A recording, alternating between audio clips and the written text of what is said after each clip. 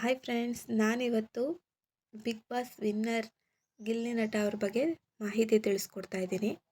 ಇವರ ಹೆಸರು ಬಂದು ಗಿಲ್ಲಿ ನಟ ಅಲ್ಲ, ನಟರಾಜ ಅಂತ ಇವರ ನಿಜವಾದ ಹೆಸರು. ಹುಟ್ಟಿದ್ದು 5/5/1996ರಲ್ಲಿ. ಸ್ಥಳ ಬಂದು ದೊಡ್ಡದಪುರ ಅನ್ನೋ ಹಳ್ಳಿ, ಅದು ಮಳವಳ್ಳಿ ತಾಲೂಕಿಗೆ ಸೇರಿದೆ, ಮಂಡ್ಯ ಜಿಲ್ಲೆ. ಇವರು ತುಂಬ ಬಡತನದ ಕುಟುಂಬದಲ್ಲೇ ಬೆಳೆದಿರ್ತಾರೆ. ಇವರ ಎಜುಕೇಷನ್ ಬಂದು ITI ಮುಗಿಸಿದ್ದಾರೆ ಇವರು.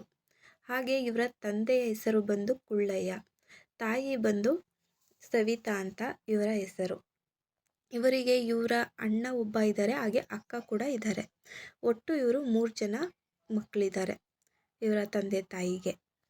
ಹಾಗೆ ಇವ್ರಿಗೆ ಓದಿನ ಬಗ್ಗೆ ಅಷ್ಟೇನು ಇಂಟ್ರೆಸ್ಟ್ ಇರಲಿಲ್ಲ ಅನ್ನೋ ಕಾರಣಕ್ಕೆ ಯೂಟ್ಯೂಬ್ ಅನ್ನೋ ಒಂದು ಮಾರ್ಗನ ಹಿಡಿತಾರೆ.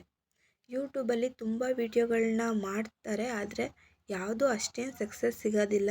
ನಳ್ಳಿ ಮೂಳೆ ಅನ್ನೋ ವಿಡಿಯೋ ಮಾಡ್ತಾರೆ, ಅದು ತುಂಬಾ ವೈರಲ್ ಆಗುತ್ತೆ. ಕಾನ್ಸೆಪ್ಟು ಅಷ್ಟೇ ತುಂಬ ಚೆನ್ನಾಗಿದೆ. ಯಾರು ನೋಡಿಲ್ಲ ನಳ್ಳಿ ಮೂಳೆ ಅನ್ನೋ ವಿಡಿಯೋನ, ಗಿಲ್ಲಿ ನಟ ಅವ್ರದ್ದು ಸರ್ಚ್ ಮಾಡಿ ಸಿಗುತ್ತೆ, ಖಂಡಿತ ಹೋಗಿ ನೋಡಿ. ತುಂಬ ಚೆನ್ನಾಗಿ ಅದರಿಂದ ಫೇಮಸ್ ಆಗ್ತಾರೆ.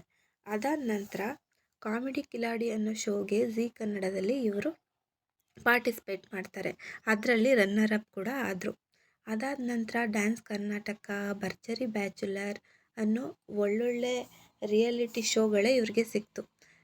ಇದರಲ್ಲೆಲ್ಲ ಏನಪ್ಪ ಅಂದರೆ ಗೆಲ್ಲಿಲ್ಲ ಅನ್ನೋದೊಂದೇ ಬೇಜಾರು, ಆದರೆ ತುಂಬ ಚೆನ್ನಾಗಿ ಗುರುತಿಸ್ಕೊಂಡ್ರು. ಯೂಟ್ಯೂಬ್ಗಿಂತನೂ ಚೆನ್ನಾಗಿ ಎಲ್ರಿಗೂ ಜನಗಳಿಗೆಲ್ಲ ಪರಿಚಯ ಆದರು.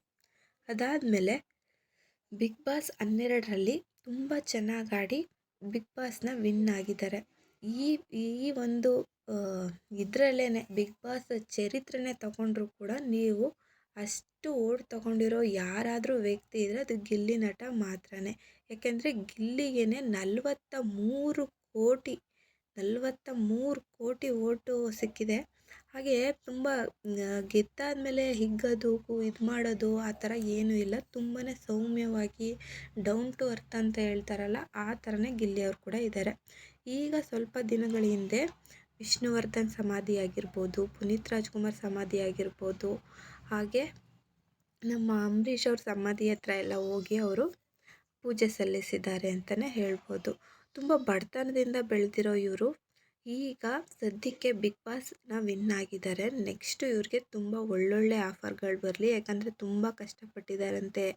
ಊಟಕ್ಕೆಲ್ಲನೂ ಕಷ್ಟಪಟ್ಟು ಪರದಾಡಿ ಹೇಗೋ ಜೀವನದಲ್ಲಿ ನಿಂತಿದ್ದಾರೆ. ಇವ್ರಿಗೆ ತುಂಬ ಒಳ್ಳೆಯದಾಗಲಿ ಅಂತ ನಾನು ಹಾರೈಸ್ತೀನಿ.